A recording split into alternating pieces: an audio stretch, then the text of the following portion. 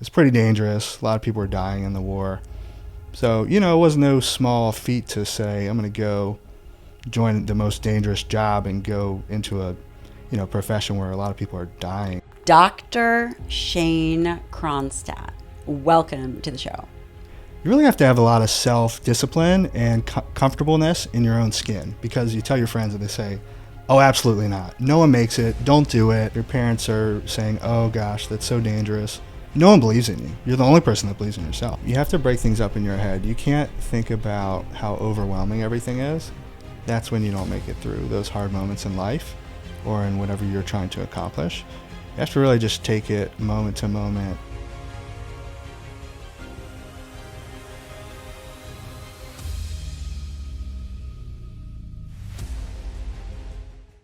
I just wanted to jump on here with an exciting announcement. I am hosting the second ever Forever Strong Summit, April 26th, 27th in Houston, Texas, 2025.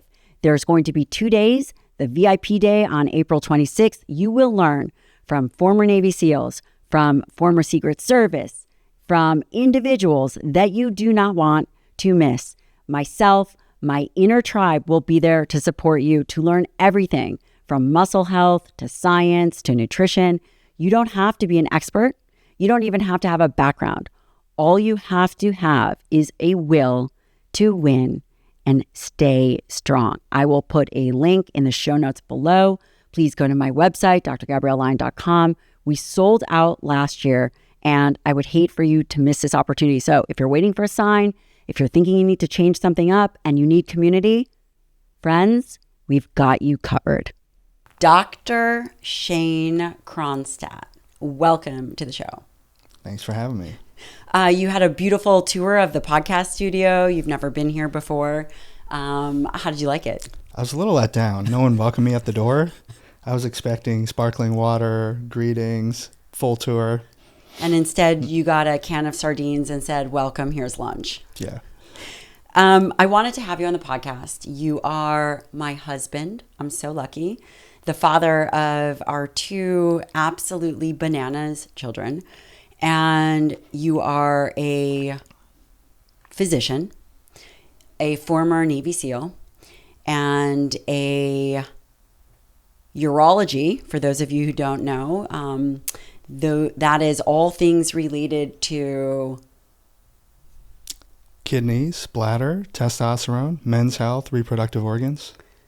As a second-year surgical resident, you graduated top of your medical school class and have authored over 40 publications. 50 publications. Still can't find your socks. But I wanted to have you on the show because I talk about you all the time. And part of people forward-facing, for example, myself, who's spent time and effort educating the world, I don't do it by myself. I have a teammate. And I mean, to be fair, I have many teammates, but none of them like you. So we want to hear about you. No pressure, but I want to start with, you've done a lot of extraordinary things. And I want to hear a little bit about your background and how you got to the SEAL teams. Sure. Yeah, so I grew up in Virginia near DC and single parent household for part of it. And when I was around 20, 21 years old, after high school, I worked for a couple years to help out. I decided to join the SEALs. Were you a good student? I was not a good student. I was terrible. When you say terrible, are you talking about D- or what? I mean, I did well when I showed up. Attendance was a problem. You were somewhat of a delinquent. Is that true? Somewhat's an understatement. Yeah. So I applied to enlist in the SEALs in 2008, and at the time, I think I was just a little tired of seeing Death to America by Iran and North Korea mouthing off all the time, and I said, what can I do that's the most high-value thing that can deliver me to places like this to move the needle? I didn't want to just do something regular and not move the needle, so I said, SEALs are it. I actually originally joined the Navy, and I had this nuclear engineering job, and then they told me I had to pick. So I picked the SEALs, and then in 2008, you could apply to go straight to the SEALs. Typically, you would have to go in, get a job, and then try out later, but they had this new pipeline. So what you would do, they'd have this, you would test out academically, and then you do a physical fitness test. And you compete nationally to try to get a contract. And so I trained for that, took a little bit of adjustments, fine tuning, got a contract, and then 2009 is when I shipped out to go do it. You trained with doctor, actually PhD, Dr. Mark Devine. That's true. Who's a former Commander SEAL. But you skipped through the whole part about how you did martial arts and you really fine-tuned your skills. You were always pretty tough. You skipped over that. And by the way, you saw that Be Someone Special video. This is why it's so great to be interviewed by your wife, because I technically have wife clearance and know all of these things. You get away with nothing. Nothing. Absolutely nothing. That takes an unusual individual to be a really poor student, to be somewhat of a delinquent, but you were always very disciplined when it came to martial arts and things that were physical. You saw 9/11 happen and you decided that you need to go serve your country and do something about it. Yeah, I mean, I actually told myself in high school I'd never join the military. I said, I'm not going over there. That's okay. I said I would never marry a SEAL either. You said you never talked to me, right? We'll get into that later. Yeah, I mean, when I grew up, for a part of my life, I didn't grow up with my dad. I don't really know him. I grew up with who I consider my dad when I was 8 years old. So, I was fortunate. I had a lot of good male role models in my life. And I grew up probably since the age of 4 doing martial arts. I did that up until the level of black belt. And I played football, went to the national championships, and then I dropped out of football sometime in high school after playing a couple years to pursue martial arts full-time to finish up. Then I switched from that to mixed martial arts, Muay Thai, started Brazilian Jiu-Jitsu. That was around the time I went to the military, and I didn't want to take any risks to get injured, so I stopped doing that and kind of picked it up intermittently throughout my life. But, I was pretty fortunate to have a lot of male role models, and I think that instilled a lot of values in me. I think martial arts instilled a lot of discipline and values at an early age, which I found very valuable. And I think I was really fortunate to spend my whole 20s in the SEALs, where I had a lot of great role models. I learned from a lot of great men who were leaders, who had a lot of years and lessons learned overseas, and just, very strong role models that I really got to spend those formidable years in my 20s with, which I think really gave me a lot of value in my life and made me help make me into who I am in some ways. Were there things growing up that were hard? You and I are raising 2 little children. We have a 4-year-old and a 5-year-old, but it's not as if those things are easy. And it's not, when we think about parenting, discipline, integrity, respect are real things. When you were growing up without a dad for a long period of time, and also not necessarily a clear direction other than martial arts, were there things, or was there a moment where you really thought, okay, I am going to enlist? I mean, the real Hollywood true story is I was probably, 19, 20, wasn't really doing anything. I was motivated to do something, and I couldn't really quite find it. And I was looking for it, and I kept looking. And I think eventually I saw a few guys on leave come home from the military, and it started to spark my interest. I was interested in going to school, but I think it wasn't really the right time for me yet. And I think that I started to dig more into it. My grandfather was in the Navy. He passed away before I was alive, but kind of had always been in the back of my mind. And I think that, I went to a recruiter one day to get more information, and, I kind of toyed around with it for a while, and it seemed like a good fit. I was looking for something more physically active, something more hands-on, something that would make a difference. And it seemed like it had all the moving parts. Back in 2008, you didn't really know much about it. You couldn't really get a lot of information. The SEAL teams, you mean? Yeah, I mean, you really kind of had to make a lot of inferences about what it is, what you might be doing. It's pretty dangerous. A lot of people were dying in the war.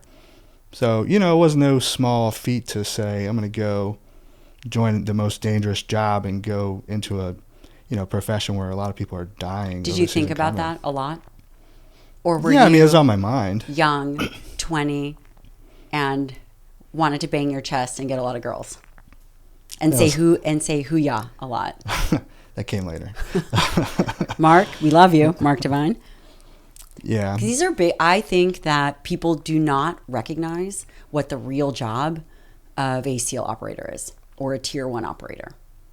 Yeah. I mean, I think there's a lot of glorification about the military. I think it's a great career. I loved all of it. I would do it all over again. I loved everyone I worked with, mostly. And it could be a tough room to work in with 20 alpha males in a room trying to be number one.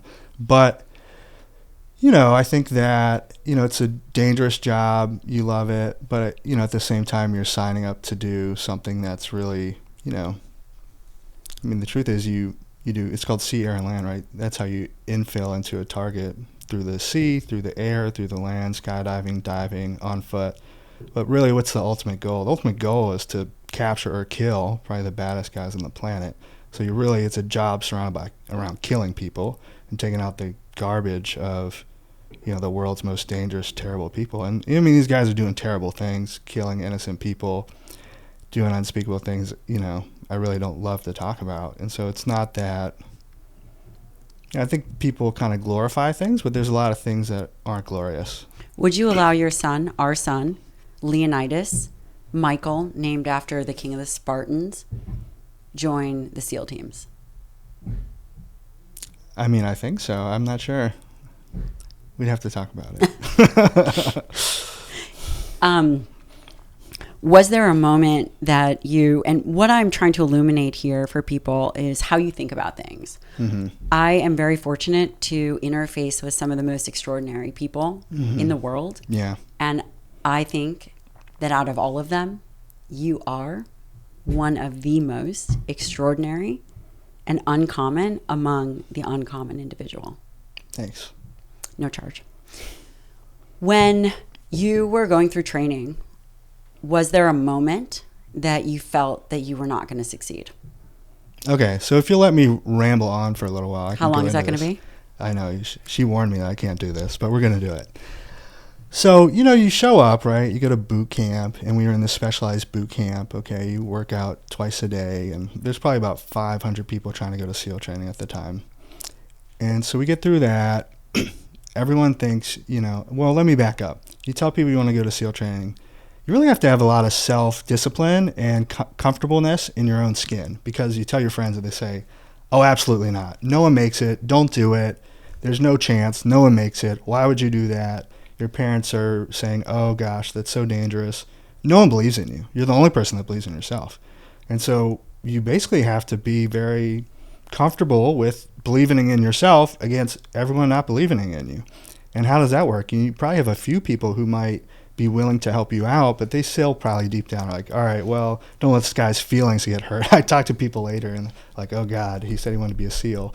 I was worried about that. Is he not going to make it? Things like that. I think some of my really close friends knew that if I wanted to do something, I would do it. And I guess that's how I was, even from a long time ago. If I didn't recognize it, some of my friends did. But you show up to boot camp, right? We go there. You're doing your 2-a-days. Everyone's in a special operations performance part.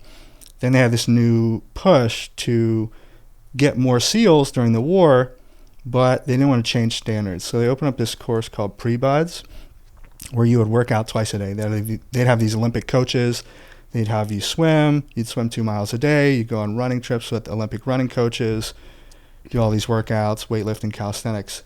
And so then we're probably around 500 people. And at the end of 2 months of boot camp, 2 months of this Pre-Buds course, they said, we're going to take the top, I think, 350 or 250 guys with performance.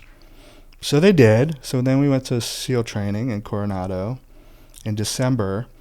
And then when we got there, they basically just beat us for free until Christmas and let people go home and come back because we couldn't really class up yet.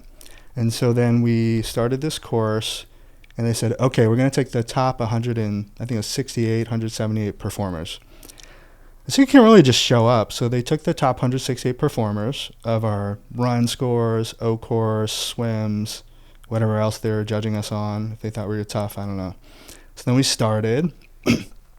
And, I think by you meet these guys along the way, and there's a lot of people that are jerks, and they're rude to everybody. Like, oh, we're not going to make friends with you because we don't know who's going to be here, and it's probably not going to be you. You mean the instructors? No, just other guys in training. A lot of guys with a lot of hubris. And you see all these guys; they're amazing. I had this one friend. I thought it was phenomenal. Ran Boston in less than 3 hours. He was a stud. His friends were SEALs. He was jacked. He was ripped. Mentally tough. This other guy I knew. Did he make it? I'll get there. This other guy I knew, he could do 100 dead hang pull-ups, no problem. Tough, right? All these guys, tough guys. And then, you go through SEAL training, you meet some guys, and we get through probably to week 4, after 4 weeks of Indoc and 4 weeks of our first phase. And we start Hell Week with, the 168 down to 110. 168 individuals out of the top 500. Mm-hmm. And now 4 weeks in, you're 110. You're entering into Hell Week, mm-hmm. which is what? So it's 6 days of continuous training with an hour and a half nap on day 3 and day 4. It's no nonstop. No sleep until day 3 or 4, and that sleep is an hour and a half. And I think it's worse to go to sleep because you have to wake up from it. Sounds like having a newborn. Yeah, kind of, right? And these guys, I remember talking to a friend of mine, we were close. He was a corpsman. He was in the Navy already. He was a medic, and he was trying out for SEALs. Everybody kind of says, well, what's your backup plan? And I think you can't have a backup plan when you have goals or something you really want to do. It's the plan A only, right? I think when you have the plan B, you're planning to fail. You're okay with plan A not working out. You've made contingency plans. You've kind of set yourself up for something else to happen. And I think that's a mistake people make all the time. I think you really have to, this is plan A, this is what I have to do. It's against all odds, but this is how I'm going to do it. And you really have to be really strategic about all these things. And I think that, we started Hell Week. All these guys were the first guys to wash out. The guys who I thought were tough. And you get to the end of it, and you see these guys 6 days in, my friend and my boat team finished with a broken hip. I got in trouble, so I was getting beat all the time. You don't say. Were you mouthing off? I try to wear one of those Nike white performance T-shirts. I was with these guys. There are 14 of us, some officers, some guys who got rolled back, and these guys who knew what was going on. They're like, oh, yeah, you keep your top button up. No one will know. Let's all wear these, Nike performance shirts so we don't get our nipples chafing and bleeding like everybody else. So we did it. They all got injured or rolled out or quit, and I was the last one. I got caught. And so then anytime there was a break, I'd just get beat all the time. And I may or may not have got waterboarded. Officially, no, for the record.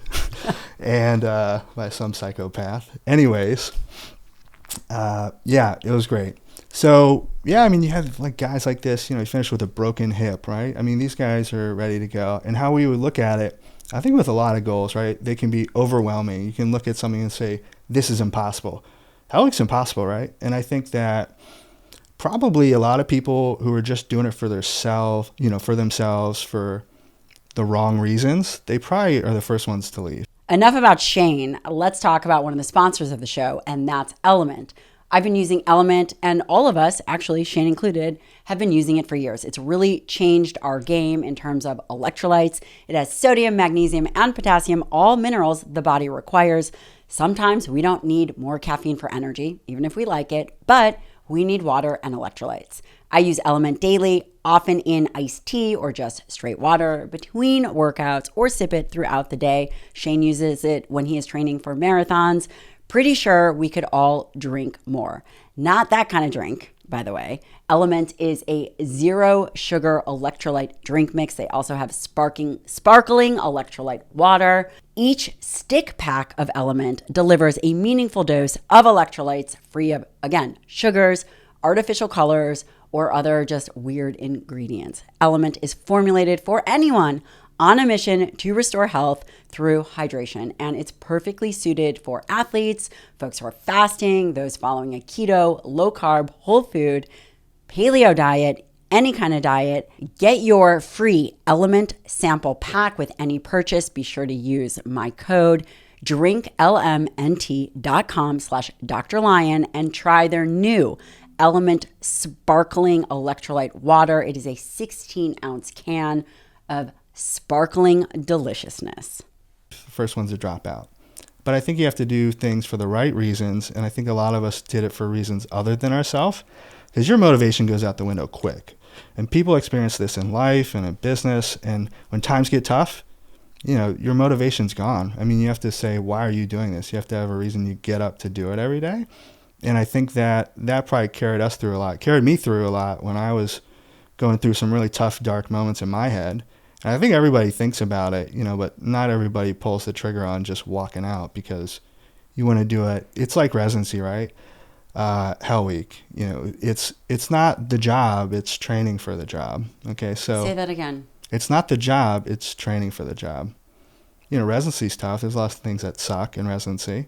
But, there's a lot of things you're doing that you're learning, getting trained, that are valuable. And it's to set yourself up to be successful in the job later. And so someone listening to this, thinking about the thing that they're doing when it really sucks, mm-hmm. one could recognize that it's a very fleeting moment, the suck. And the suck might last for a year, 2 years, but you're training and doing it for something bigger. Great. And if you could just hang in there and see it through and not let the internal voices, or even better yet, and this is something that I've noticed about you, very neutral. There's not a lot of drama with anything that's going right or going wrong. There's not a lot of deep emotion attached to those things. Yeah, and I think that, it's important to keep in mind a few things. I mean, you have to break things up in your head. You can't think about how overwhelming everything is. That's when you don't make it through those hard moments in life or in whatever you're trying to accomplish. You have to really just take it moment to moment, evolution to evolution, we would say. To get through Hell Week, we would go meal to meal. We'd get 4 meals a day. We just try to make it to the next meal. We just try to make it through that single evolution. And if you just make it through that moment to the next moment to the next moment, eventually you're done, And I think I have a lot of friends who are phenomenal people, and they still are. But that one moment of weakness, and I love this saying, it's true and it's unfortunate, but it's one moment of weakness for a lifetime of regret. And I think that's people with cheating, people with quitting on themselves. People have that one moment of weakness and they make the wrong decision. And I think that, you really have to be careful with that. And I think you can prepare yourself for those moments. And some people, they don't make it through those moments. But, I think that people look back and have a lot of regret, and then they try to fill that void for years. I have a lot of friends who try to fill that void for years. And they don't really have to. They're wonderful, amazing people, but it really eats them up that happened to them. And I think that one moment of weakness can change the whole trajectory of your whole life. In the moments where it's really dark, I just want you to share this, because there's a lot of humans are complex, and we think a lot about a lot of things. And when things are really hard, I'll turn to you and I'll ask you for your advice. And I already know what your advice is going to be. I would love for you to share when things are getting really tough, or maybe someone shared it with you, as to how to make it through those hard times.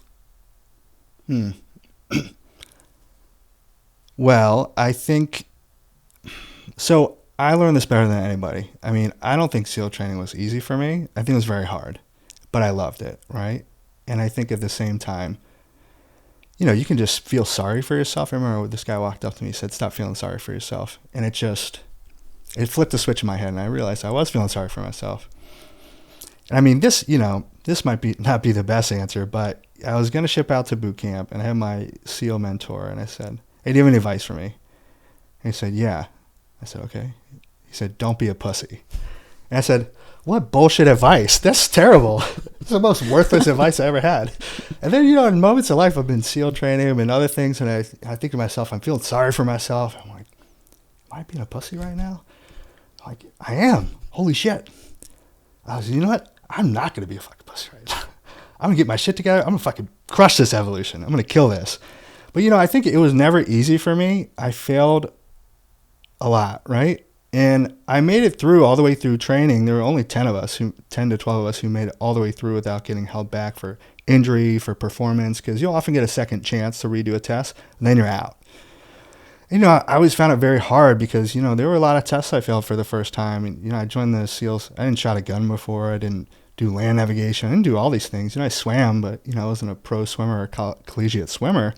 And so I'd be up against the wall a lot of times, and I would say, all right. It draws a lot of anxiety, right? You fail something. In medical school, we had our baby 2 weeks in, and then I failed the first test, and I decided to take it right away instead of pushing it back. That was stupid. And then I had to make up for it, right? And my back's up against the wall. Your whole life is hanging in this moment that you have to perform in a day or 2 weeks, and it can cause a lot of anxiety and stress.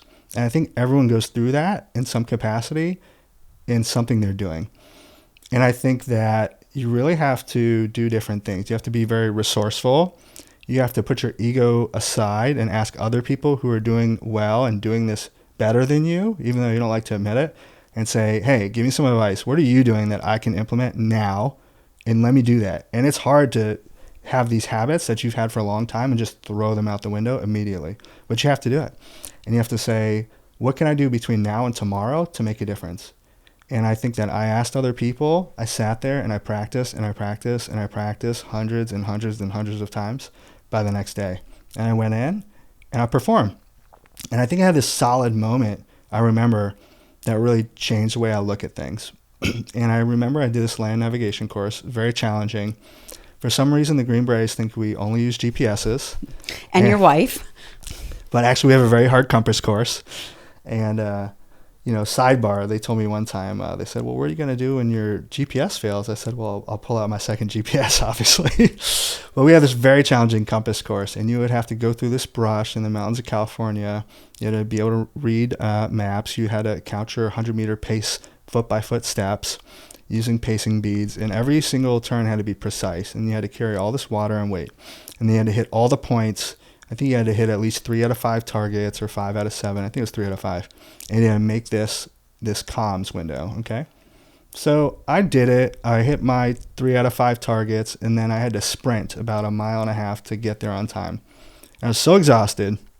I had to sit down for a minute because I had all this weight. I was sprinting for 1.5 miles. I took a minute, and then I called, but I called late. Even though I had been on the target on time, I called late. And Wait, so what does called late mean? I made my comms to the people that were, checking in with us to say, hey, I finished the course. I hit my targets. Boom, by 4 o'clock, whatever the time was. But I called it 4:05, something like that, because I was smoked. And I need a second. Well, I had to go to this review board because they said, you failed the test. I said, well, no, I hit all my targets and I was there on time. You can ask my buddies. And they said, well, you didn't call on time. I said, okay. And they looked at me. They said, Navy SEALs are the best combat divers in the world. They said, do you think we should change our standards for you, or you should rise to the occasion? And I think that hit me in that moment. And I said, you know what? You're fucking right. And so I went out there. I got my shit together. I course corrected. What can I do better by tomorrow? I went out there. I fine-tuned myself. I made much more precise movements. I was really much more on top of it. I dialed everything in. I didn't lollygag along the way. I did everything I needed to do. And the next day, I hit 5 out of 5 targets, and I called them an hour early. And that's a mindset you have to have. I think that, yeah, I'll leave it at that. And to wrap that up, also, never break rule number 1. But yes, but I think that it's the adversity and the challenges and failures in life that makes you better. And I think that failure is not always bad. It sucks in the moment, but I can't tell you how many times I've failed something, and because I failed it, it made me better because I had to improve in that area, and I became better in that area than I would have previously. And I've met a lot of guys, SEALs, who, it's easy for them. They get through the whole thing with no problem. They crush everything. They're studs. But the first time they hit adversity or a challenge, they didn't know how to react. And people in life, when you hit adversity or a challenge or failure for the first time, people can't respond to it. But because I feel like I've had so much adversity and I've had my back up against the wall, I've learned to adapt and how to overcome challenges, and I know how to handle them, and I know how to attack them. And I think that when I meet challenges, I know how to deal with them. And so I'm much more equipped probably than the average person. And I think, I hear this BS a lot where, I have something that's hard and I do it and people say, oh, well, you're a SEAL. Of course, that's easy for you. And I kind of call bullshit on that, because I think that it's not because I'm a SEAL or because someone is whatever title they are. In my opinion, and we disagree on this, those are just a marker, right? That's a marker or a metric. I think that you're a SEAL not because you're a stud or whatever you are. It's because I have these habits, I put in hard work, I'm disciplined, I'm willing to work hard, I'm not willing to quit, and I'm willing to do all these things. And all these things individually add up to become that person. And it's not the person that has all these skills all of a sudden. It's all these skills and attributes and discipline every single day, every morning at 3 a.m., every moment in those hard moments that add up to make you that person. And that's what makes someone great. It's not just this nominal title. It's the person putting in the work. And I think that anyone can put in those efforts and work in their domain in life if they choose to, but they have to make that choice and they have to do it. And that is where the difference maker is underlying for a lot of people in success. And you mentioned that you and I believe a little differently on this. Yep. And that's true. And where I think that we don't see eye to eye is, I believe, from my experience, so people might not know this, but I've spent 10 years taking care of Tier 1 operators. And to this day, I sit on the SEAL Future Foundation medical board, and I take care of your brothers. Luckily, I don't take care of you. We have Dr. Lisa to do that. But and here's what I've seen. Over time, a good physician recognizes patterns of disease. But an effective physician recognizes patterns of people. And I would say that there is a genetic component to allow someone to become a SEAL or a Tier 1 operator. And what do I mean by this? And again, I can be wrong, but I was interviewing Matt, what was her name? Who did we have on? The Ranger? Yeah. Not Lisa Jaster, who is also amazing, but we had another neuroscientist on. Mm-hmm. I listened to that episode. Yes, Allison Brager, actually. And what she said is when they looked at the gene profile of the Rangers, they all had a genetic mutation that allowed them to sleep 4 hours a night. And Jocko definitely has this mutation, and you do too, that they could get up and perform. And that they were able to perform no matter what, and that their body required 4 hours of sleep. I do believe that there are certain genetic components that allow people to be able to navigate austere environments, whether at war or not, that allow them to then continue to chisel away at these attributes, right? You could have all those attributes and then decide to be a serial killer, or you can have all these attributes and decide to pick something else at life. But there seems to be some, in my opinion, that no matter how disciplined you are, there are some people that are built differently. And I will also say that every SEAL and Tier 1 operator agrees with you. Mm-hmm. And how come that gene wears off at 35? But I think you're right to an extent. I suppose that's true. I think you're right to an extent. I would say that everyone who makes it to SEAL training can become a SEAL. This episode is brought to you by AG1, and I have to say that I am so grateful to them for fulfilling my own nutritional gaps as well as Shane. We all have intentions on eating a diet full of variety, but the reality is that humans are creatures of habit.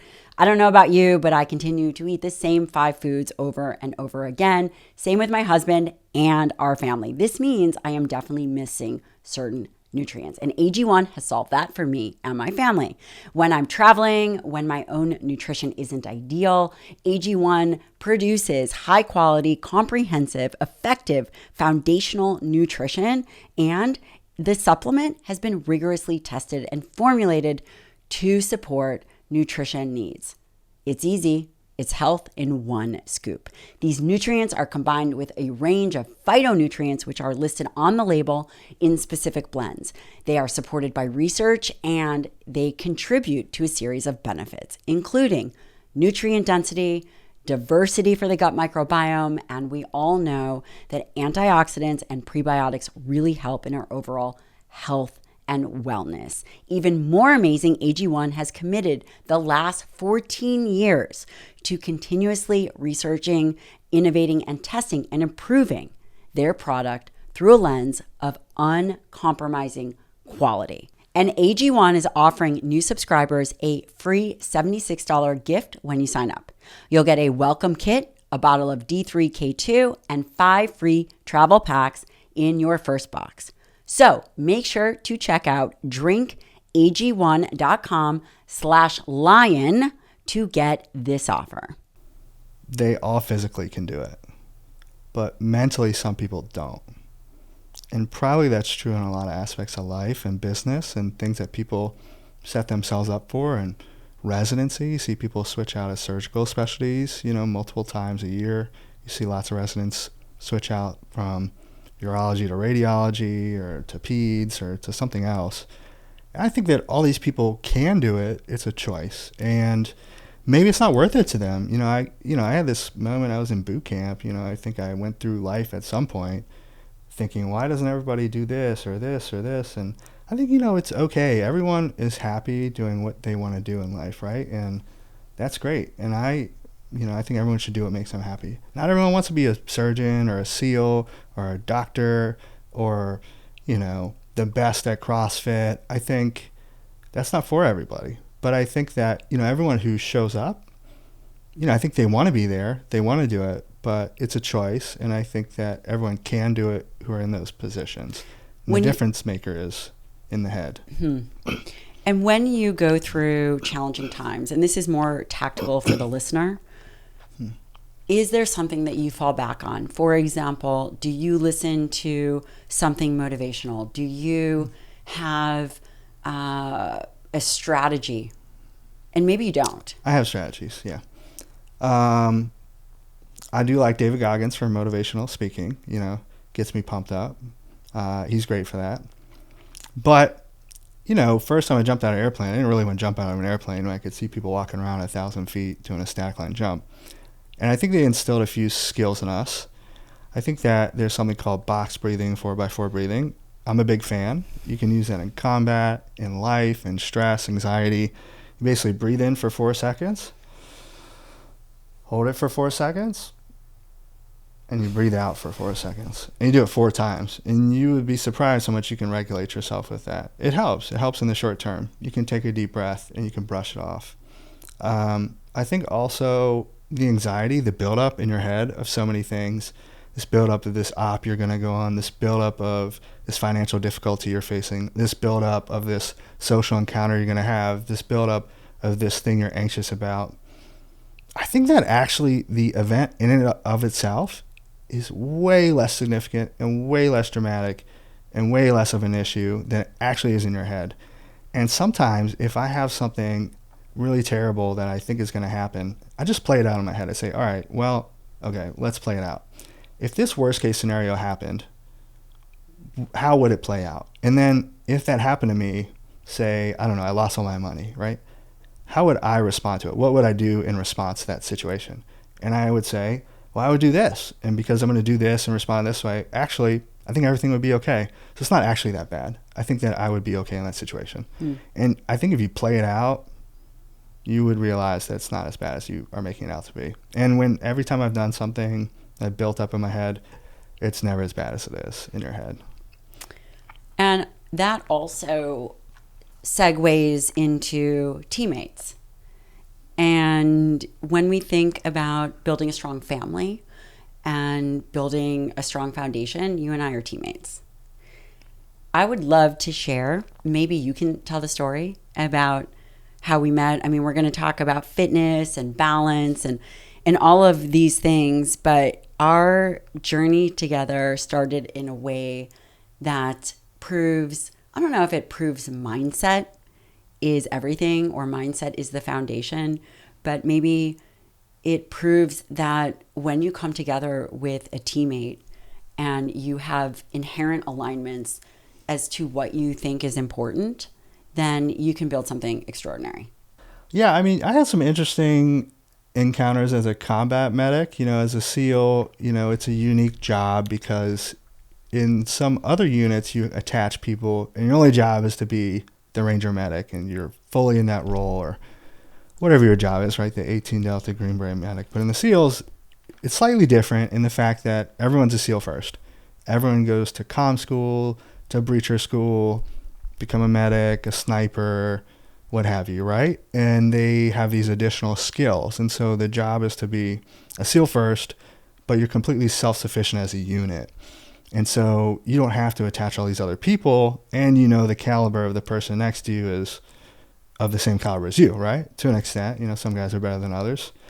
And, so it was interesting. I went to this combat medic course. It was about a year. Did a lot of surgical training, went to the hospitals, did a lot, went to some courses. And, my first encounter in real life having to use those skills was on my last operation in Afghanistan, on the way home. You think everything's over, and of course, that's always when something happens, right? So we're on our way out, and, I hear over the radio that, something happened. Someone got hurt. You heard an explosion. And so then me and my buddy, they say, oh, well, there's mortars coming or whatever. No one really knew what was going on at the time. So me and my buddy get out, and we're rushing over this guy who supposedly got his legs blown off. And we get over there. The EOD guy clears to him, goes with an Afghan soldier. I guess they throw a couple of tourniquets on. They bring him, and I meet him. I meet on this little hut. And, we're not really in the clear. It's still kind of dangerous at the time. We don't really know the tactical situation at the moment. So in our minds, it's still kind of a hot, dangerous situation. So I see this guy. I mean, he's got a concussion. His arm is bent sideways. He's got 2 amputations, one above the knee. One's just tissue hanging everywhere. There's blood all over the place. He doesn't speak English. I don't know how to communicate to him. There's fragmentation all over his body. Fragmentation meaning like metal pieces, that penetrated into the skin underneath the tissue. And, I was like, holy shit, this is crazy. And I said, man, I don't even have time to mentally process this. I'll deal with this later. So I just go into autopilot, and I start, trying to work on this guy. And I'm, working on this guy, and I talk to my buddy, and he has to communicate over comms, and I have to communicate over comms, at some point. And, I remember when I was in training, and maybe it was in training, it was at the team or something, but I think this is always why I have this calm nature about myself. I think it was really this one moment that really defined me to have that ability. Because I really don't get stressed out. If there's bleeding in the operating room or whatever have you, stressful situations. I would say that's true. You are not, I can always count on you. You're not going to be stressed. I remember that he said, all right, well, you're in a team. You're the combat medic, right? Someone on your team gets shot or hurt. You have to be the calmest guy in the room. You have to take a deep breath. You have to go over the radio, regardless of how you feel inside. You have to be really calm. Because the moment you start freaking out when someone on your team is shot or someone's hurt, everyone's going to start freaking out. And so it's your job to regulate yourself and regulate everybody else and make things seem very calm when you are talking to everyone. And so you have to be calm in a stressful situation. And so, I remember we were treating this guy, and, I had to be in that situation, and it was interesting. I was very lucky and fortunate that I had a lot of training leading up to that moment that prepared me for it. And luckily this guy survived, and against all odds, and he did well. So, I don't know where he is anymore, but he did well. And another crazy story was, I was in Africa. Going to Africa really kind of changed my outlook on life. I was very fortunate to go.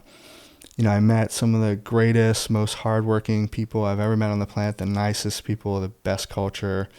And, I think I was at a point in life where probably a lot of people are now. You see a lot of people in the country are very conflicted, very angry, very dissatisfied. There's a lot of back and forth every 4 years about politics. People are at each other's necks all the time about politics, about different things. It wasn't like that, back in 2015, 2013.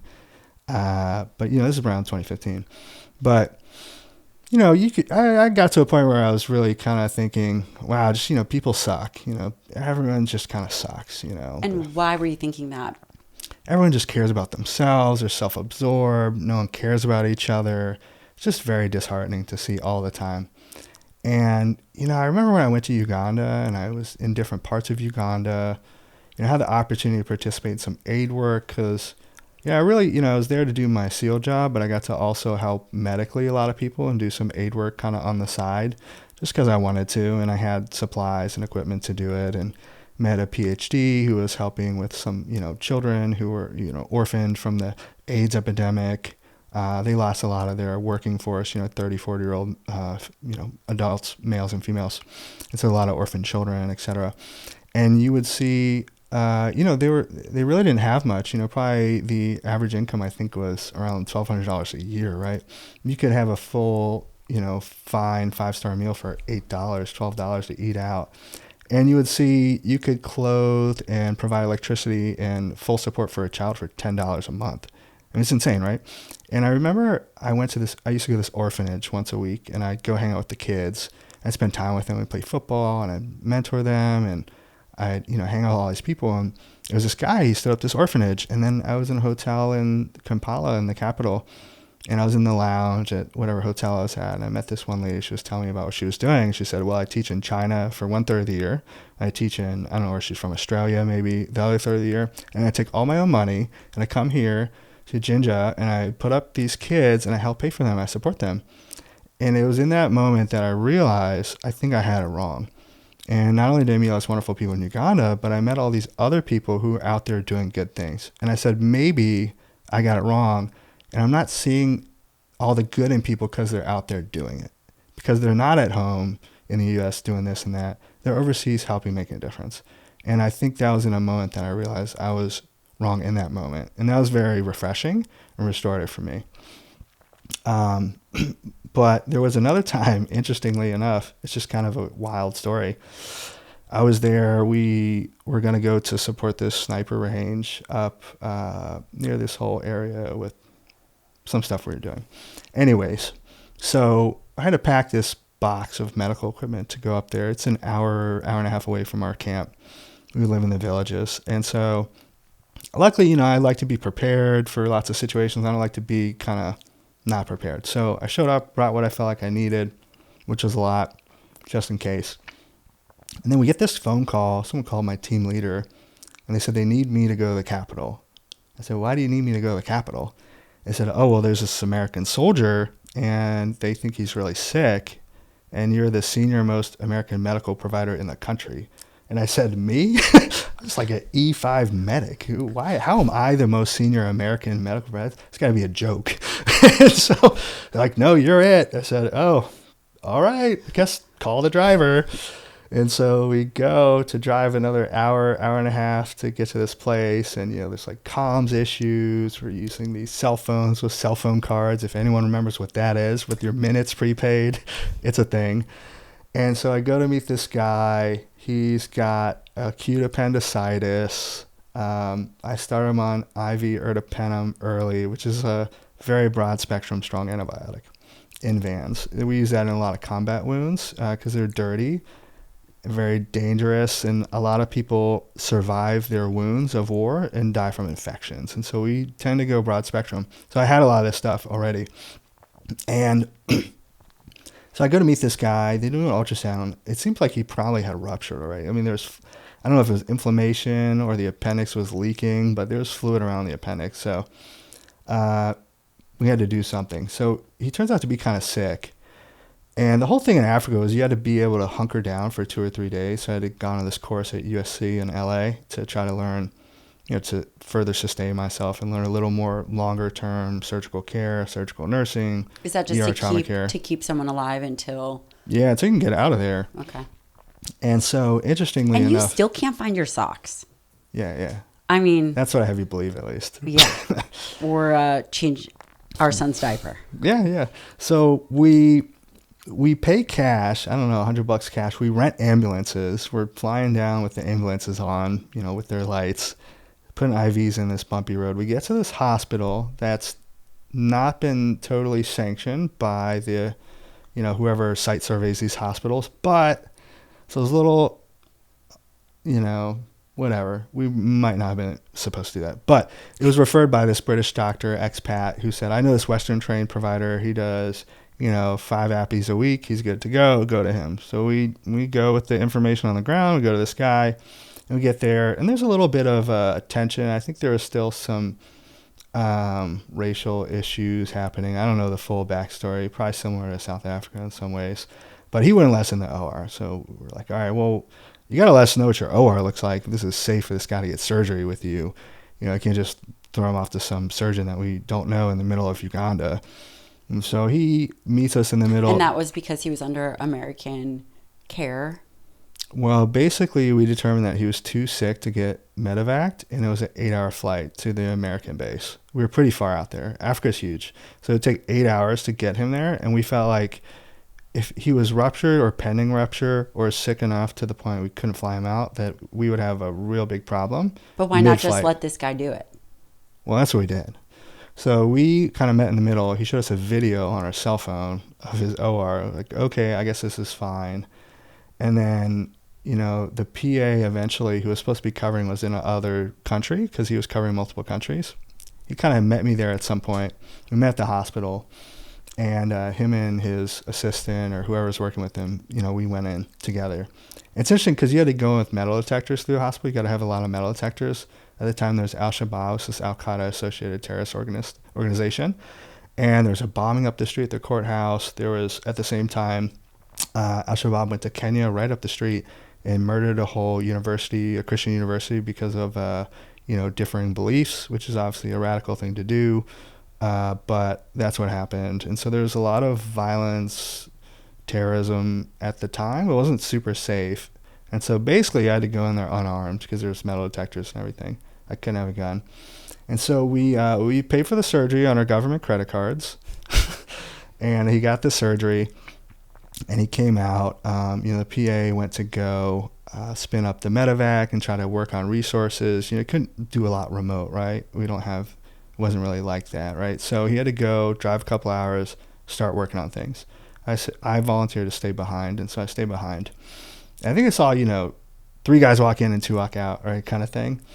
Three guys walk in and 2 walk out. Okay. Yeah, and so I'm there. Where? Into this hospital, right? Okay. So they know there's still one guy in there. And so then I see. I'm dealing with this guy. He's post-op, this appendectomy, and it's really sketchy. And then I look on his person. He's got like $30,000 cash. Average size like $1,200. I'd definitely get murdered for that money. It's like, holy shit, this guy's got $30,000 in his pocket. It's like, all right. So I took that. It's like in a horror movie. I walked out of the hall. I looked at the lights flickering at night. I was on the other end of the planet, completely alone, unarmed, in this right up the street from where all these bombings and like different things happen. And it definitely felt like I was hanging out there a little bit. And this guy starts crashing. He's like turns gray. His O2 sats are in the mid 80s. It's like, holy shit, he's getting a fever, he's getting post-op sepsis. It was a disaster. So, it was definitely above my pay grade at the time. I did the best I could. He ended up doing fine. I just kind of tried to keep him going for a couple of days. It was like 2 days, you couldn't get labs, you couldn't like do anything, couldn't make anything happen. So it was just really trying to do the best you can with what you had. It's basically what I had in my box, right? Because I couldn't get any of the residents from the Ugandan residents to come up, and I would ask for things. Did you feel stressed? Did you feel stressed? I felt nervous, that's for sure. Nervous for your life or nervous for Yeah, all I just of it? like pinned my box up against the door.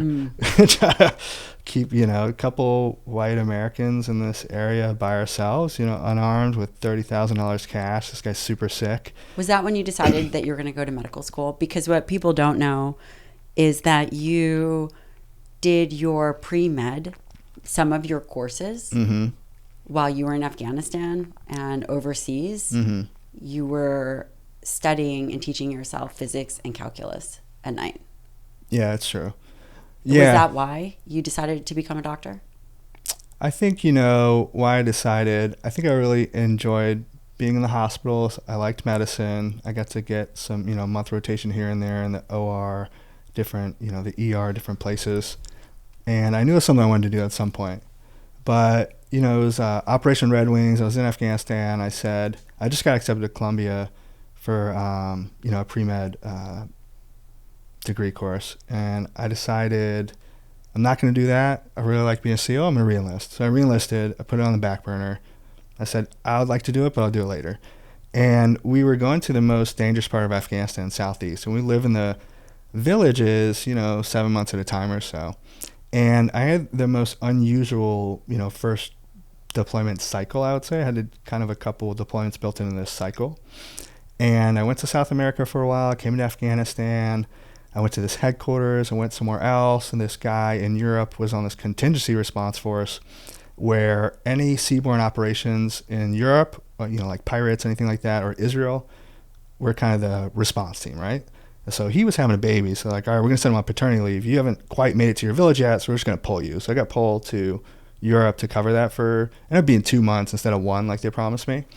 And we did a couple of these exercises out with piracy in the Med and North Sea. And then I got to go back, and I'm waiting. And I'm basically just by myself all over the world with a roller bag and a gun case. It was pretty cool, interesting, catching helicopters by myself, trying to get all over the place. And I get finally to where I'm about to push out to my village, and it's been just such a process to get there. Thank you to OneSkin for sponsoring this episode. I bring sponsors of products that I love and use on my own skin. I first became obsessed with OneSkin because on IG, I saw a girlfriend whose skin had completely transformed. And when I was like, hey girl, what are you doing? She said it was OneSkin.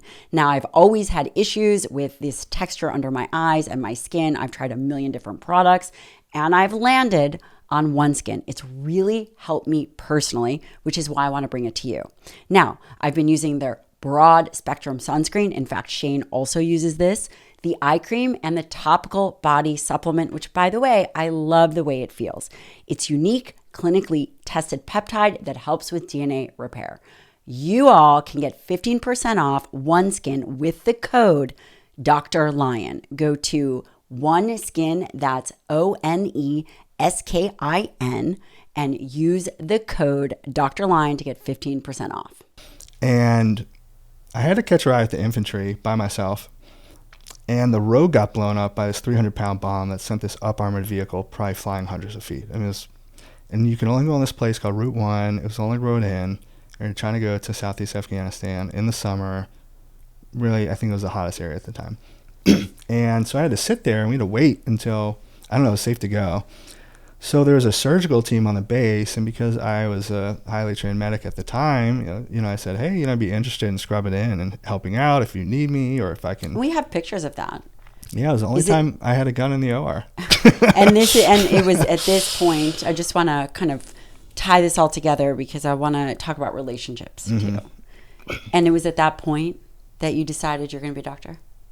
Yeah, I had always kind of wanted to, but I think when I was in there, it was where people who would get shot or hurt in the war would come in to get stabilized and get surgery, or local populations, the Afghans who got in car accidents or got hurt or injured, they would get helped and stabilized. So I got to go in the OR for about 2 weeks straight and go help out a lot, and it was very inspiring. I want to be a military surgeon, trauma surgeon.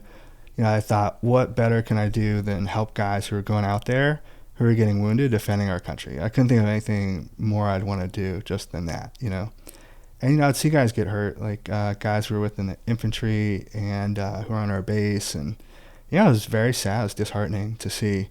And I felt like it was something I really wanted to do. And so I decided I'd probably pursue that. And I started kind of making moves towards that. And I would do distance courses. I would self-teach and test out when I got back. And then eventually, when I was a combat medic instructor, I'd go to night school. And this was at Fort Bragg. Yeah, and now Fort we're Bragg. moving into, you're now back home. And this is actually when we met. So you had come back home and you were full on getting ready to go to apply to medical school, and you still had to do your night courses. You were at the schoolhouse. For those people, military, you all know what that is. Non-military, Fort Bragg is... So there's Special Operations Command. Do you want to just explain, like in 2 sentences, what Fort Bragg is in terms of what it teaches, and it's the focal point for the Army, right? For their Special Operations Command. Yeah, so just really quickly, I don't want to spend too much time on that.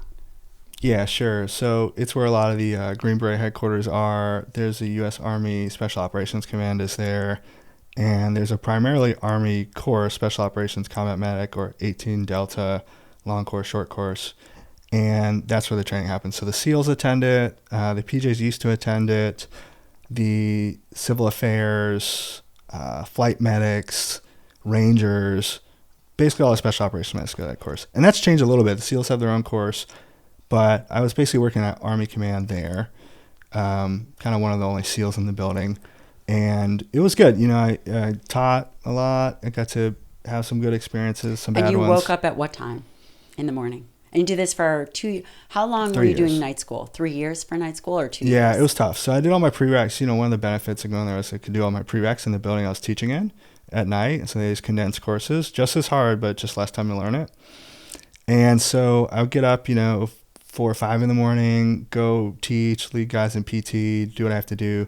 I'd go teach out in the elements in the cold and the heat, whatever. I'd be exhausted. And then at 6 p.m. And to share without sharing too much, you were teaching how to respond to gunshot wounds, stab wounds, amputations, anything really serious that someone would see in a war zone. Yeah, all combat trauma, chest tube, surgical airways, suturing, IVs, and first responding. And what time would you finish? I probably finished teaching the course out in the field around 6, and then I have to go to school at 6, from 6 to 10 p.m., drive home about 30 minutes, stay up till 1 or 2 studying, and then go to sleep and do it again. And it was just a brutal cycle for 3 years. It was in one of those moments where, I think people get stuck, right? So that's a tough situation, right, to overcome. But I think, that's how people get stuck. You either have to do it and just suck it up, or you're just going to be in the same situation you are in every single day. And so it's sometimes progress takes a lot of sacrifice. Progress always takes sacrifice. And one of the things that I turned to you and I said, when I was pregnant with our second child, I had already had our first child. And by the way, we were apart. You were still active duty, and I was pregnant and alone, living in a studio in New York City. That's the first child. The first child, yeah. And I was commuting from downtown to uptown, pregnant on the subway, while you were still... Poor choice. Active duty. And that was hard. I spent the majority of my pregnancy, all of the pregnancy, most of it up until you transitioned out, by myself, which I would say was very challenging. But I don't know if we spent too much time thinking about that. And I think for a military wife, there are certain things that you sign on for if you're going to be a military wife, whether that individual is deployed or non-deployed, especially if the skill set is unique like yours was, yours is, the demand for your skills and to give back and to teach was rigorous. You were getting 3 or 4 hours of sleep a night while you were prepping to get into med school, which, by the way, you had to have 4.0. I was pregnant and alone in New York City, and we had our baby, and I was working on my book at some point in time, and I had turned to you. So this, I guess, when we were together now, because after you had gotten out, we were together, you moved to New York. But I turned to you and I said, listen, I recognize that I have to do all these things. I have to stay fit. I have to do what I'm saying if I'm going to talk about fitness and nutrition. I have no idea how to get it done. And while also we had a toddler, not a toddler, a baby. And do you remember what you said to me? Yeah. And you will see him on, try not to remember. And I would say that you still say this to this day. If I really cared about it, I would just wake up a little bit earlier. It's true. And you will see Shane occasionally on the side of a milk carton for a missing person, but it was really good advice. I went missing for a while after that comment. for that comment and many others. And lots of others. It kind of connects us now as a team. And for those people listening or watching this, what does it mean and how does one create a very strong relationship where you do things in a way that, we weren't micromanaging each other. There were just ways where you had to execute on your behalf and I had to execute on my behalf, because even now you're a surgical resident, which the duty hours are 80. He may or may not be doing, I'm within duty hours. Yeah, right. Which are 80, which is not really the amount of hours, questionably, that you're working. But of course, you would never say that. And I wouldn't be noticing. But there's a lot of challenges with that. And I will say that I think that we have been able to position our relationship where it doesn't create a ton of strain. We are able to, no matter what, have a great dynamic while going after the things that are meaningful, while knowing that our family still at the root is the foundation of it all. And I will say very quickly, we were introduced by retired Commander Mark Devine, who I don't know exactly when this is going to come out, but he will be speaking at our event, the Forever Strong event. And when he introduced us, he said, hey, can you help this SEAL? He's really interested in going to medical school. And I thought to myself, sure, I guess, be happy to talk to him, anyone who's serving our country in that way. And by the way, I'd also been taking care of military operators, tier 1 operators at this time. So I knew that any intelligent woman would never date a tier 1 operator. Tell me where I'm wrong. Especially a guy that grew up in the teams, because it's a cultural thing. And what do I mean by that? Let's just say they are a ladies' man, should they say? I had some of the guys come in. Am I getting in trouble without saying anything? No. I'm just going to continue on this. Gaslighting me? I just will continue on this road. But I thought you were amazing. And many of your brothers, whether you knew them or not, would come in and say, hey, Doc, what do you think about this girl? And she's in Kansas. What about her? No, in California. And this one is in Hawaii. And they would just scroll through. Fake news. Never heard that. And so any woman who wanted a real relationship was not going to be dating a tier 1 operator. No offense, because there's many guys that are great, but just from a cultural perspective, this is my opinion. And we spent a lot of time talking through some of the medical things, and we really liked each other as people.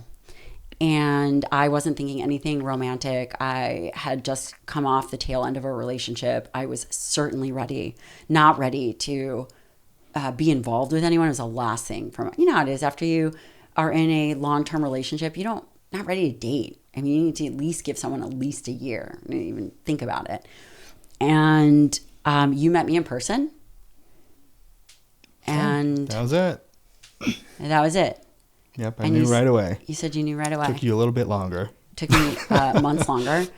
What I think is interesting about it is you said that you knew right away, and you said that the same thing that kept you alive overseas during war times, there's a bit of an intuition about that you said that you had the same feeling when you met me. I don't know. You have these feelings that, I don't know if it happens often in life, but something feels real, something feels powerful, strong, subconscious. And I think I felt that before. I remember when I was running one night in Africa. It's at this decision point in life. I could feel it. And then I remember I felt that again when we first met. And you decided that was it. I was the one.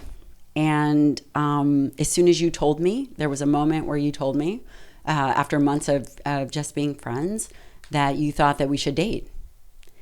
And what happened after that?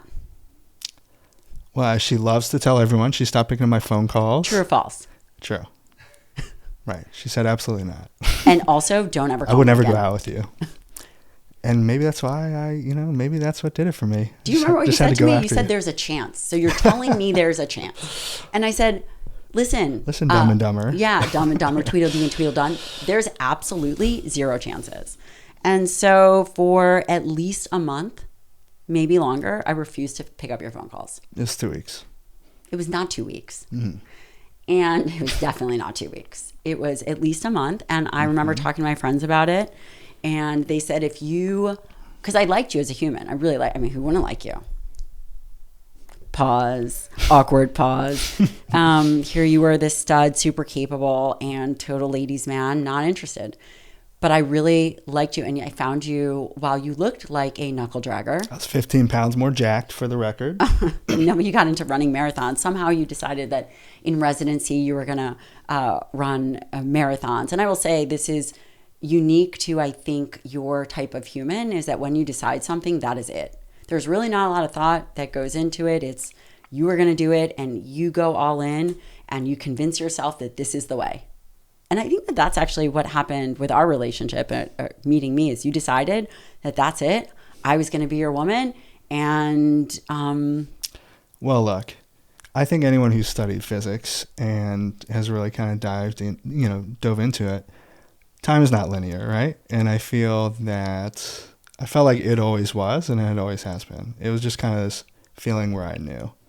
And so I really couldn't allow myself or the situation to be any other way. And I have those moments in life where I really feel something like it's already happened, because I think a lot of times it already has. And maybe not everyone agrees with that, but I think, hey, time's not linear. We look back, 10, 15 years ago, it happened then, but, I think it depends on how you want to frame it. But. And that's a really fascinating thought process. And finally, after talking to my friends, they said, don't you ever pick up that phone call. If you pick up that phone call, you are going to ruin your life. Yeah, Genna said that. I know. Genna is one. Genna loves me. That's right. It is true. Everyone has now come to love you. Genna is one of my best friends, and he is a 4 board certified physician at Madigan Army Base. And I picked up the phone call. Just 4. Yeah, 4 total underachiever. So I scored number 1 in pain in his boards. But it was probably the best decision of my life. And it has been, honestly, people might be... vomiting right now? Vomiting, probably, for sure. They're vomiting. But also would say, oh, great, that's amazing. You have a great relationship. But it has been largely, knock on wood, easy. And why do I say it's easy? It's not that our lives are easy. Our lives are complicated. There's a lot of moving parts because we care about doing things well. We care about our kids. We don't outsource them. We don't do a lot of things that I think would make our lives easier. And we also have an understanding of what we believe and how we function as a unit. And to share some of those things that I think are really valuable when one is building a dynamic that, and I don't use the word balances family, health, and work. It's not true. It doesn't happen. There is no such thing. But we do have non-negotiables. And they are both physiologic non-negotiables. And what do I mean by that? Biologic, I mean in terms of training and fitness and nutrition. And then I think that there are also dynamic relationship non-negotiables. To start with the fitness non-negotiables, I am very specific about the times I train. I know that I'm going to train no matter what.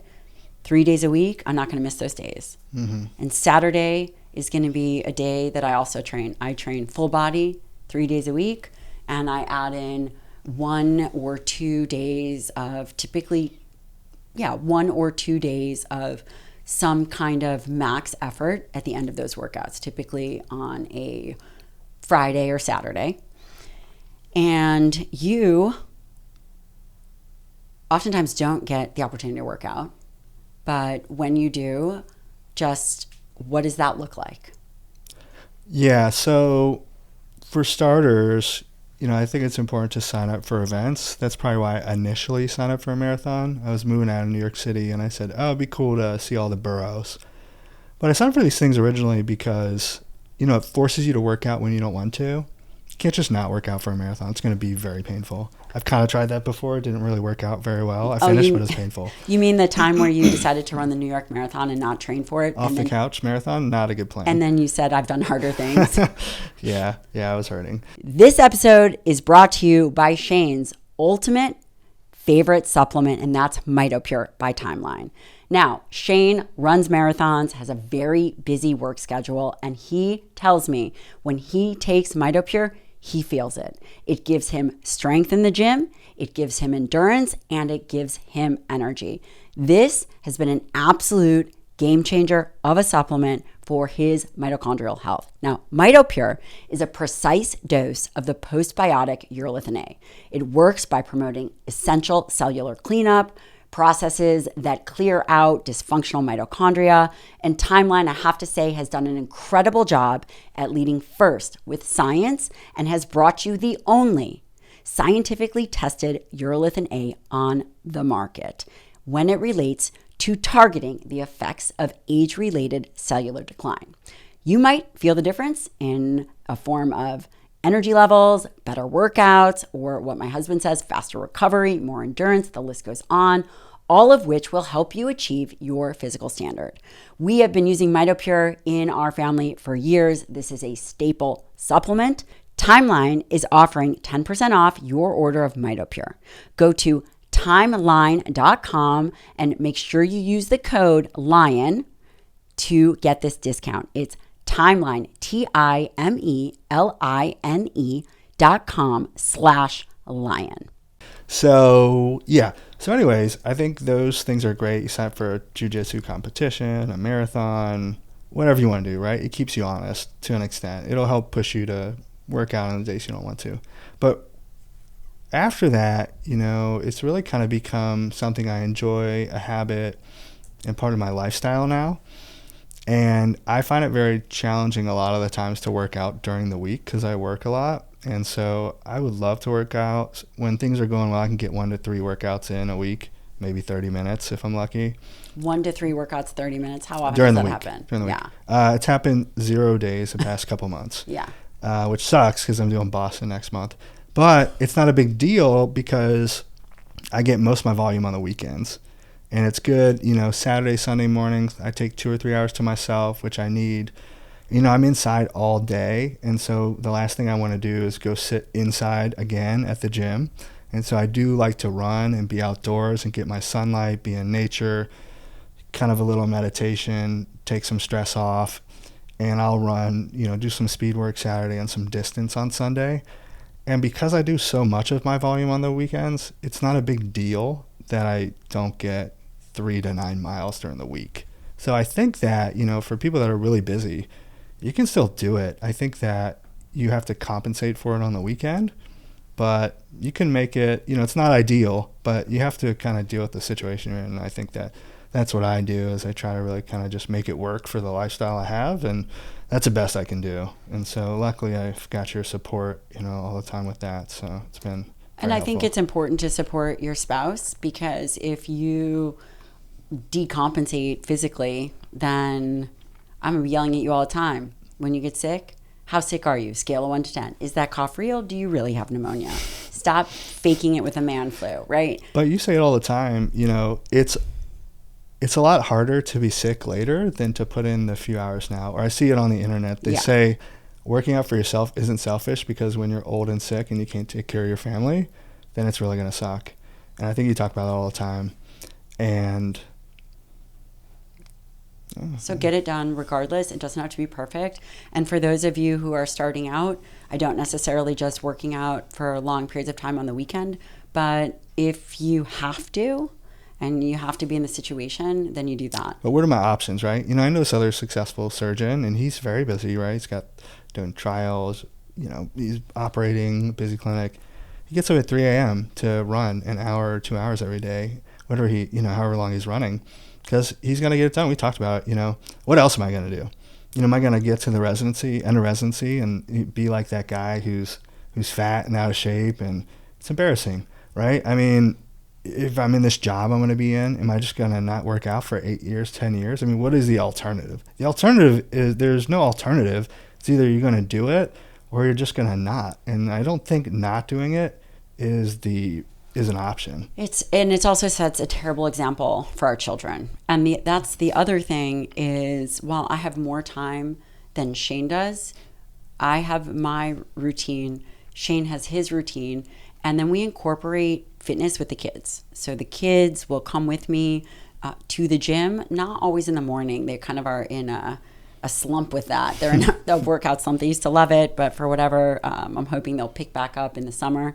We don't really make it a big deal because we want them to enjoy physical activity. Right. But we make it fun. We make it fun. We go rock climbing. We go go to the gym together. Let's talk about what we jiu-jitsu. do as a unified family rather than doing things indoors or on electronics. Right. My recommendation, and I would say our recommendation, is sign up for a rock climbing gym, bouldering. The little kids can do it. Our son is 4. He does it in a Batman outfit. He doesn't get very far. And there's lots of bouncy mats for them to fall. And then we do it with them. And my daughter does it. We love it. I guess technically that's indoors, but it's not indoors on an electronic being sedentary. Also, the weather's wherever you live. There's a few months every year where you really can't be outside very much. But there are the point is if there is a solution, which there is always a solution, you have to find it. And you set the standard. Our kids are strong. Our kids are physically capable.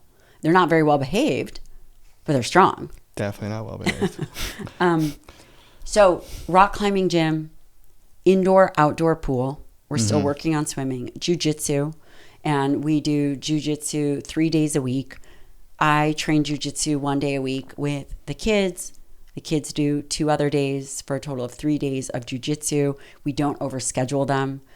We're very tight on routine, bedtime, low-level lights, and we try to keep everything together. I will also say supplementation. Let's talk about our kids' supplementation. I'm just going to mention this. A lot of controversy around melatonin. I don't see why there is controversy. The data that I have looked at, I have no trouble giving an extremely low dose melatonin and keeping the overhead lights low to get my kids and keep them in a great rhythm. Fish oil and multivitamin. Our son still likes to carry around a bottle with his mini toy gun, cowboy boots, and tank top, and he rocks a mullet. Lots of lettuce. Yeah, we call it lettuce, right? Lots of lettuce. And those are the ways that we structure things. And one of the things that you had said is that sign up for something that you cannot quit. Sign up for example, my husband runs things for charity. He can't not show up to the Boston Marathon. He is running it for charity. The other thing is, I do think that we should talk about some of our biggest challenges in a relationship. As what? Children. I mean, are they? Yeah. I mean, it's definitely. Children are the biggest challenges in relationships. Yeah. We don't fight about anything else. Dude, you cannot. Are you kidding? Your side of the closet's an absolute she's fighting mess. me right now. And also, take that back. Also, food, nutrition. You're much more flexible on nutrition. I will never forget. Listen, friends, when you come home, if your wife literally is a nutritionist who has trained professionally in nutritional sciences, and you come home with a box of Cheerios, Nature's, like, what did you come home with? These like 5 boxes of something that you picked up at the VA or something? Shin ramen? Whatever it was, you better believe that that's all getting thrown out instantaneously in the garbage or donated immediately. It's part of my running training. Yeah, running training is called in the garbage. To keep up the carbs. Yeah. Really trying to do nutrition. And I will tell you that there's definitely friction for us when I said, listen, you cannot eat that in front of the kids. Well, when the kids run 20 miles on Sunday, they can eat it too. Okay, well, so we will clearly disagree on this, but really being a good example when it comes to not eating a bunch of junk food in front of them. And if you're going to do it, don't do it in front of your wife either. I think that the other thing, I have a truck. We do have a truck. And by the way, your truck is messy. There may or may not be snacks in the back. Yeah, I know. I saw them. Don't worry about that. But I also think that our biggest challenge is to turn off of work and not have our phones or computers or anything. And I don't think we have that challenge anymore, but we have had that challenge. Yeah. We had to learn to disrupt. And because right now everything is on 24/7 and there's always work to be done. But I would say if you can spend a quality time, and maybe that quality time is an hour of fully focused effort with the kids, then you're winning. What else with the kids, I think, are hacks or tips or tricks that we do to keep them on the up and up? Well, they don't get to watch movies during the week. It's weekends only. So we're pretty disciplined about the electronics because they act terrible when they use them. We definitely have a routine with exercise with the kids on the weekends. What else? We do the workouts with them, so that's good. I don't know. What else? Yeah, I think that those are the things that are really important. Working on manners and respect. And also we pray before meals. We also pray before meals. Yep, every meal. And non-negotiable. And that is, why do we do that? Because it's important to be grateful. It's important to take a pause and a moment to recognize that we're all just very lucky humans, and to instill that kind of gratitude is really important. And we do force them to sit down for dinner. They don't really listen, but that's right. You absolutely do that. Try to create time around that with the family, and even at the hotels, we sit down at the table, same routine. Yeah. And interpersonally, you and I, my job is interesting. I travel a lot. I interface with a lot of people, and you also do the same. Maybe not travel as much, but I'm not necessarily part of your world exactly in the hospital, in the OR, although I do collaborate with your colleagues at Baylor. She wasn't putting my name. No, just like, why are you doing all these papers without me in my department? It's my residency program. That's pretty funny. That was pretty funny. Bring me in. What are you doing? People don't understand. That's solo operations with my attendings. Get out of here. That is pretty funny because we are both physicians. I don't know if you want to say anything more about that, but it is funny. I am friends with your attendings, which is it's awkward. Is awkward, but amazing. Because we're doing research in hormones, andrology. Yeah, that's pretty cool. Sexual Definitely medicine. doing a lot of cool research together. We do. We both have some common interests. So we go to this research meeting once a month about men's health, sexual health, hormones, a lot about testosterone, andrology. Infertility, and it's great. We're definitely both, I have other interests in urology as well, but that's definitely one of the interests we share. And so it's good. We can kind of have that together. And we'll link, and he did publish a paper we published a paper on exposures, environmental exposures in bladder cancer in military, which I think is more of the things that you're interested in cancer. But segue, that was actually a very important topic because some of the research I'm doing now are in burn pits and burn pit exposures in cancer. You've looked at the PACT Act, which was this act that was passed to give benefits and service connection and treatment, which is ultimately important for that. For patients who had burn pit exposures, who register for the burn pit registry, you can get treatment, service connection. So they had all these cancer exposures, everything in urology too, except for bladder. So we started publishing about these exposures and prostate cancer risk, which were thought to be a thing. And then we confirmed it with our meta-analysis. So that was new. And then we did a paper on bladder cancer exposures with Agent Orange, depleted uranium, water, and clamp lejeune, et cetera. And we're now recently working on this burn pit project. And what I wanted to tell people what was interesting was Bladder Cancer Advocacy Network, BCAN Network, is an advocacy group that actually advocates for patients and, moving the research forward. There was an opportunity for me to help out with this research because she knew we just did this paper on exposures. And so she was involved with BCAN, and they were working on getting it covered for the PACT Act. And so we kind of shared the research. A lot of people were involved with this, not, I was just a small part of helping out. But I just thought it was exciting because we got to help share some of that research and some other research. I was able to partner with some of the people I knew in the military and some of the nonprofits, and people were able to piece together a lot of documents from the bases and Is this give open me different access things. paper? It's not published yet, but we have the paper ready. And so we presented at their conference, and we gave them all our data. They had a lot of their own data before this too.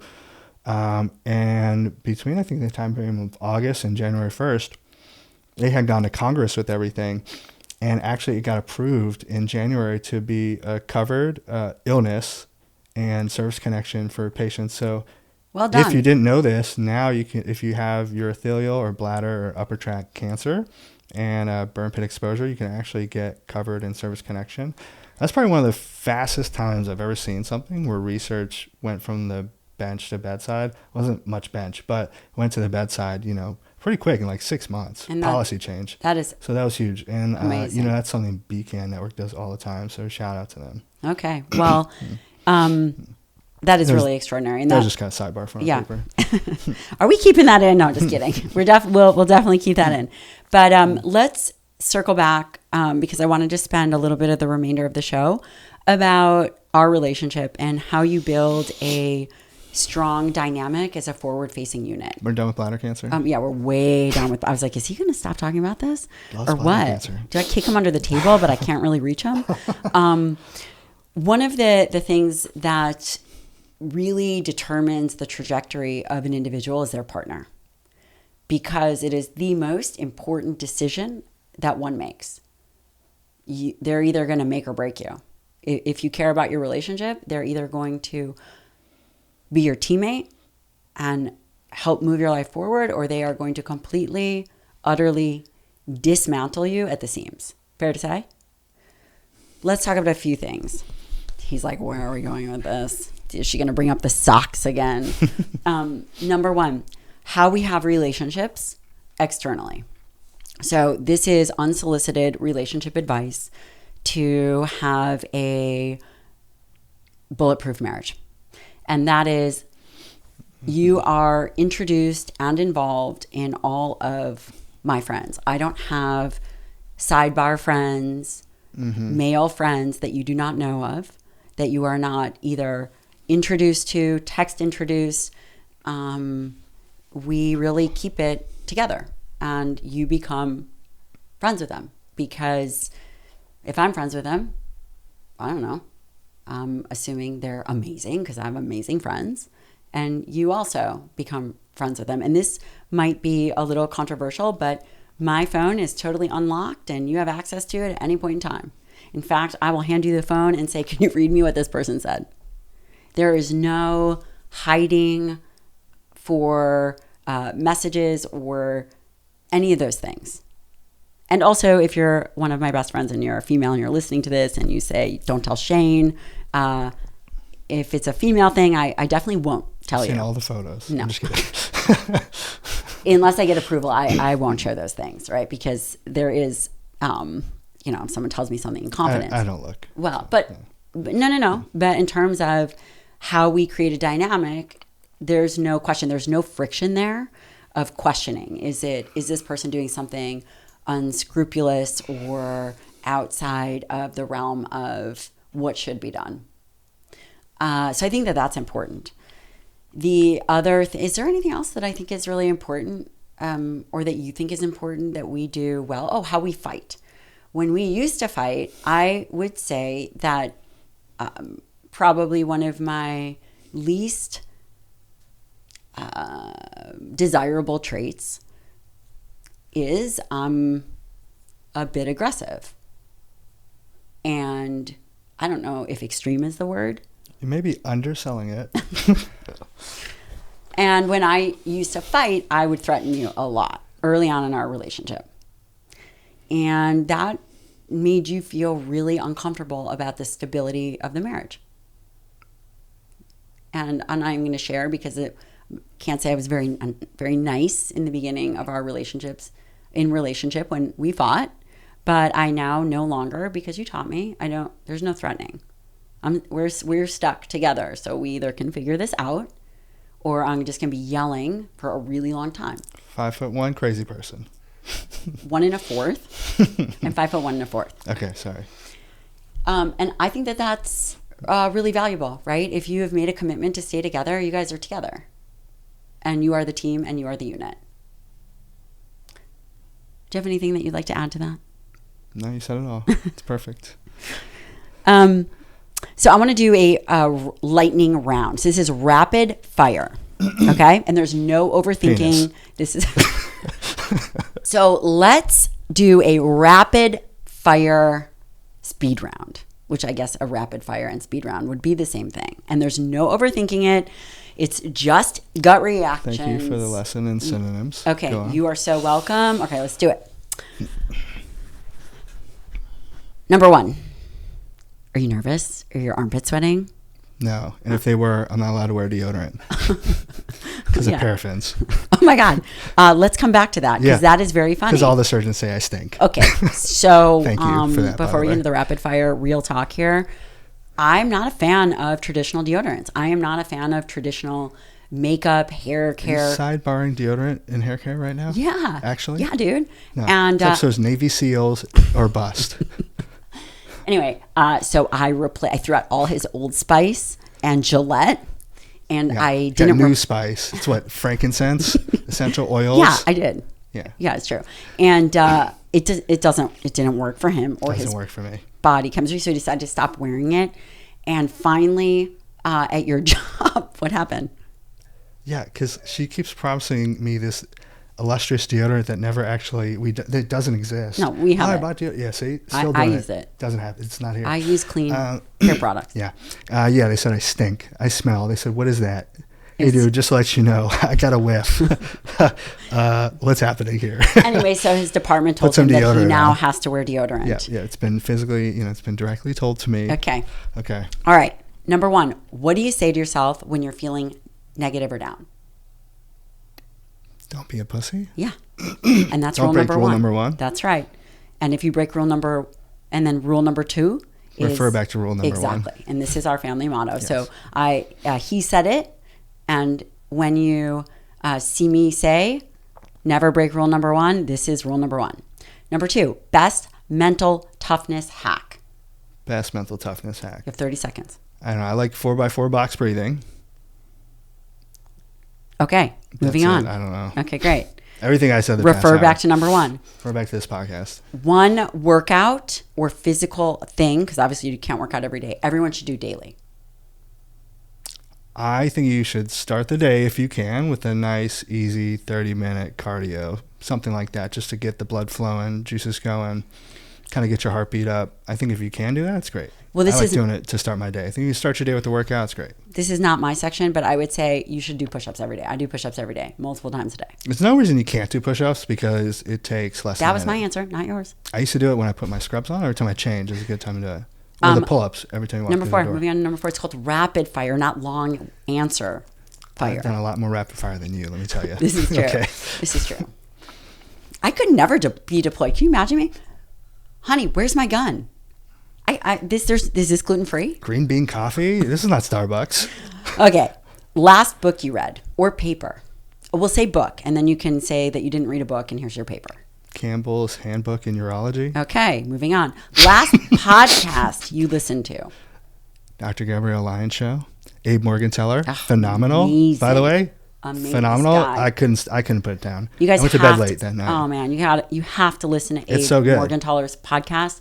This is the guy She who thought I was messing around, but I'm serious. No. Good. I mean, again, I So am good. nothing special. The guests that come on this podcast So good.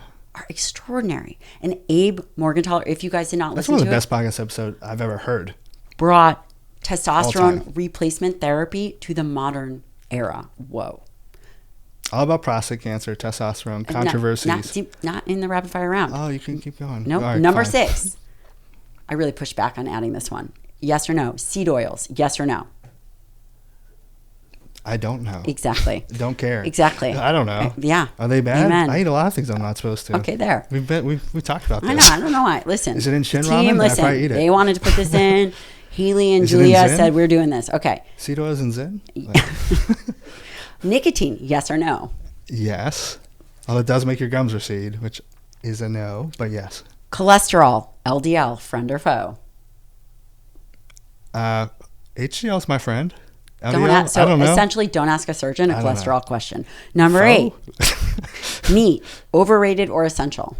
Definitely essential. I gotta meat in every meal, or I don't feel good. I eat lots of protein. You do eat a lot of protein. Ton of meat. You do. Dr. Shane Kronstedt, Oh gosh. thank you for coming on the podcast. I love you so much. And I feel just so honored to be your wife. And everything that I do, I could not do without you. Same. Love you. Thank you so much for listening to this very special episode. If this video helped you, drop a comment with your biggest takeaway. And if you want to see more on mindset, fitness, or life balance, let us know in the comments. Till next time, stay strong.